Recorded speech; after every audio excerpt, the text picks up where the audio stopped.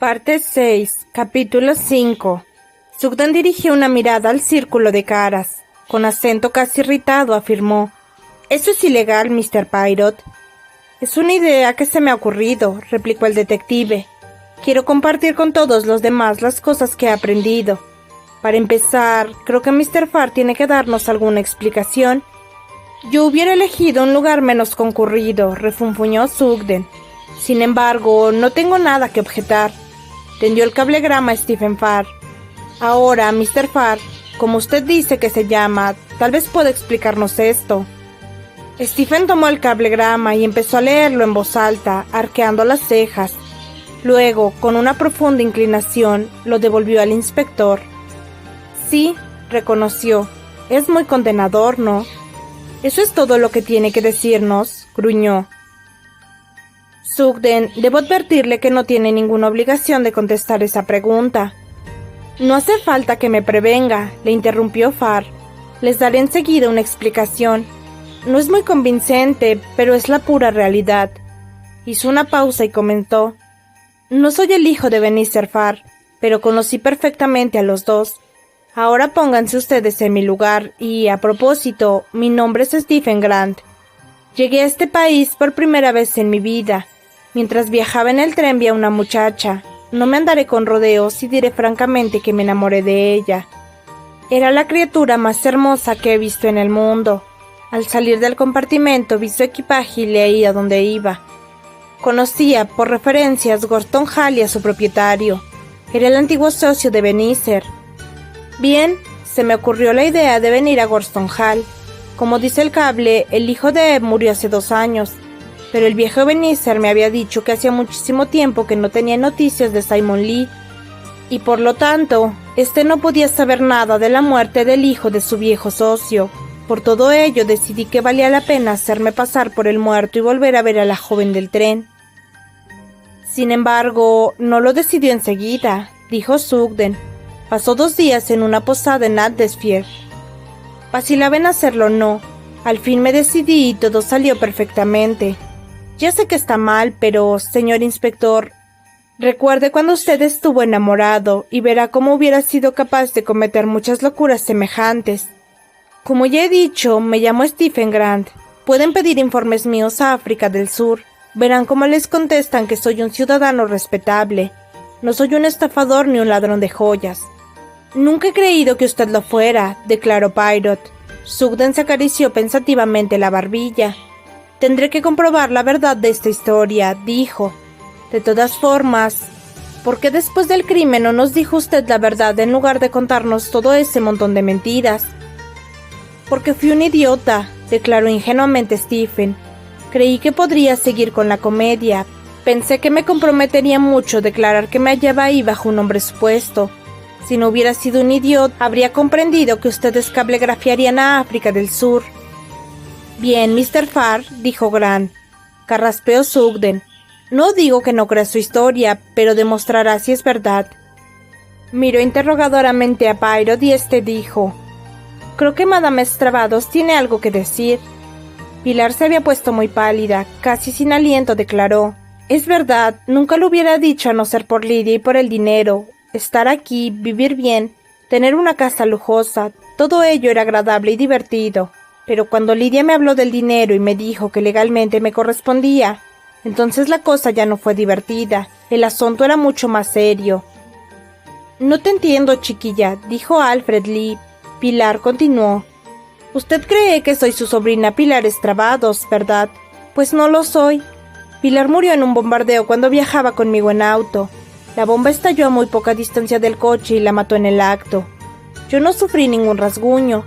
Ella y yo éramos bastante amigas. Me había confiado todo lo de su familia y de que su abuelo, que era muy rico, la hacía ir a Inglaterra. Yo era pobre, no sabía dónde ir, y de pronto se me ocurrió que podría muy bien pasar por Pilar y venir a Inglaterra, donde sería muy rica.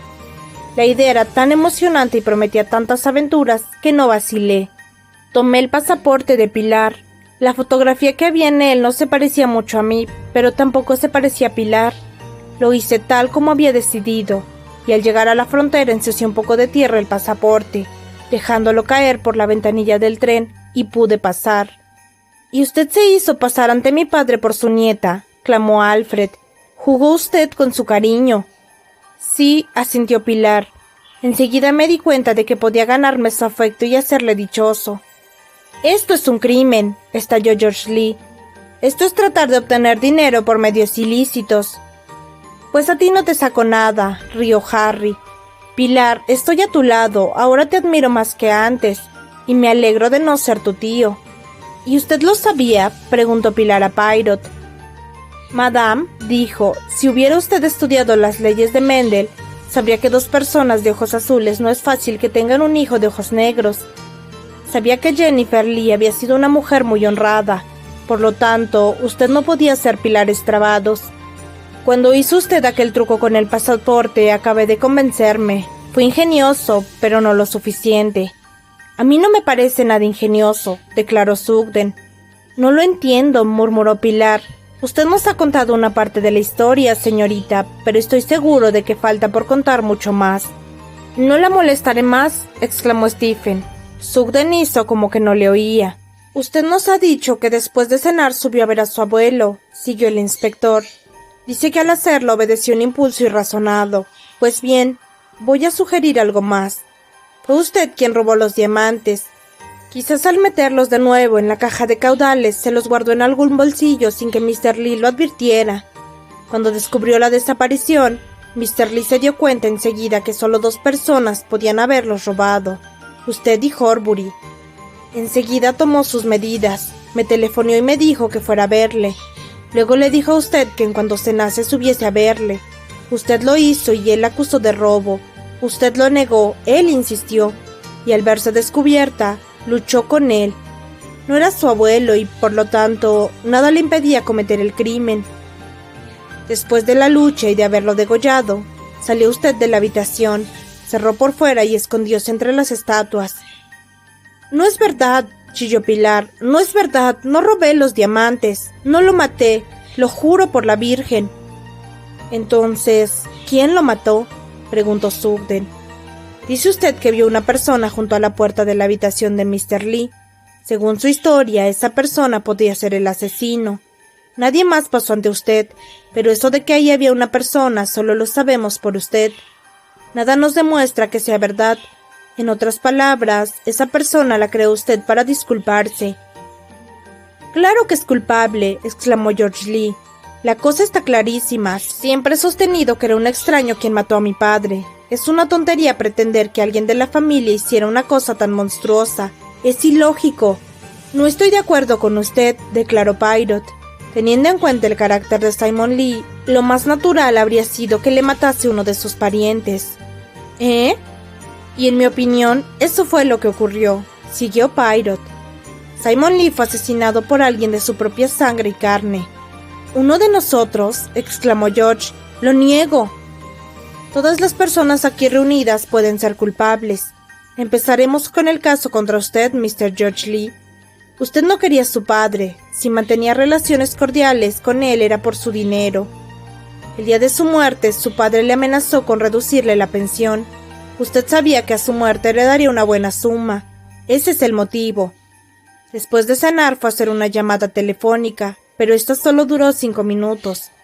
Después de eso pudo muy bien ir a la habitación de su padre, charlar con él y luego matarle. Al salir de la habitación, cerró por fuera, pensando que así la culpa se achacaría a un ladrón. Con las prisas se olvidó de abrir las ventanas, para dar más peso a la teoría del ladrón. Perdone que le diga que fue una gran estupidez. Sin embargo, siguió Poirot, después de una breve pausa, durante la cual George intentó en vano decir algo, son muchos los hombres estúpidos que se han dedicado al crimen. Luego se volvió hacia el lugar en que se encontraba Magdalen. También la señora tiene sus motivos, siguió. Está cargada de deudas y algunas de las palabras de su suegro le produjeron una gran inquietud. Tampoco ella tiene ninguna coartada. Fue a telefonear, pero no pudo hacerlo. Y solo su palabra demuestra que es verdad. Ninguna prueba la apoya. A continuación viene Mr. David, siguió el detective. Muchas veces me ha hablado del vengativo carácter de los Lee. Mr. David no olvidó jamás ni perdonó a su padre por la forma como trató a su madre. Las últimas palabras que contra ella pronunció Simon Lee fueron la gota de agua que se hace rebosar el vaso.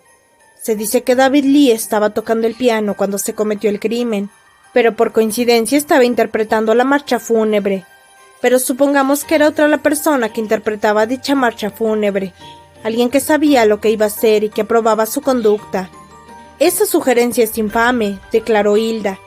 Poirot se volvió hacia ella. Presentaré otra, señora. Fue usted quien cometió el crimen. Fue usted quien subió a ejecutar la sentencia de muerte de un hombre a quien usted consideraba indigno de todo perdón. Usted, señora, es de esas personas que pueden ser terribles cuando se irritan. Yo no lo maté, declaró serenamente Hilda. Mr. Poirot tiene razón, intervino Sugden. Todos, menos Mr. Alfred Lee y su hermano Harry, pueden ser culpables. Ni siquiera ellos dos pueden quedar libres de sospechas, declaró Poirot. Por Dios, Mr. Poirot, exclamó Sugden. ¿Y cuál es la acusación contra mí?, preguntó Lydia. Su motivo, señora, lo callaré, es evidente. En cuanto a los demás, la noche del crimen usted llevaba un traje muy llamativo, con una capa de la misma tela. Le recuerdo a usted que Tressilian es muy corto de vista. A cierta distancia confunde los objetos. También debe recordar que el salón es grande, alumbrado indirectamente, casi en penumbra. 2 minutos antes de que se oyeran los gritos, Tressilian entró a buscar las tazas vacías y creyó verla a usted junto a la ventana. «Me vio», afirmó Lydia. «Es muy posible que Tressilian viera la capa de su traje colgada contra la cortina», siguió sin interrupción el detective. «¿Cómo se atreve usted?», empezó Alfred. Harry le interrumpió. «Déjale seguir, Alfred. Ahora nos toca a nosotros. ¿Cómo puede usted sugerir, Mr. Poirot, que Alfred matara a su queridísimo padre, siendo así que él y yo estábamos discutiendo en el comedor?» Poirot le miró sonriente. «Eso es muy sencillo», declaró. «Una coartada cobra más fuerza cuando el que la corrobora lo hace contra su deseo. Usted y su hermano se llevan mal. Eso lo sabe todo el mundo. Usted les agiere en público. Él no dice nunca nada bueno de usted, pero supongamos por un momento que todo ello es un plan magistralmente ideado. Supongamos que Alfred Lee está harto de sufrir las imposiciones de su padre. Supongamos que ustedes dos se han puesto en relación hace algún tiempo. El plan se perfila. Usted vuelve a casa. Alfred finge indignarse. Le demuestra ante todos celos y odio, y usted lo desprecia. Y llega la noche del crimen y los dos han planeado muy bien. Uno de ustedes permanece en el comedor, hablando en voz alta, como si se estuvieran peleando con su hermano, y en tanto, el otro sube arriba y comete el crimen. Alfred se puso en pie de un salto. «Es usted un canalla», rugió con voz entrecortada. «Pero, ¿de veras cree...?» Sugden miró a Poirot. Con voz súbitamente autoritaria, Poirot siguió. «Tenía que demostrar todas las posibilidades. Estas son las cosas que hubieran podido ocurrir. Ahora, para descubrir la verdad debemos volver al carácter de Simon Lee.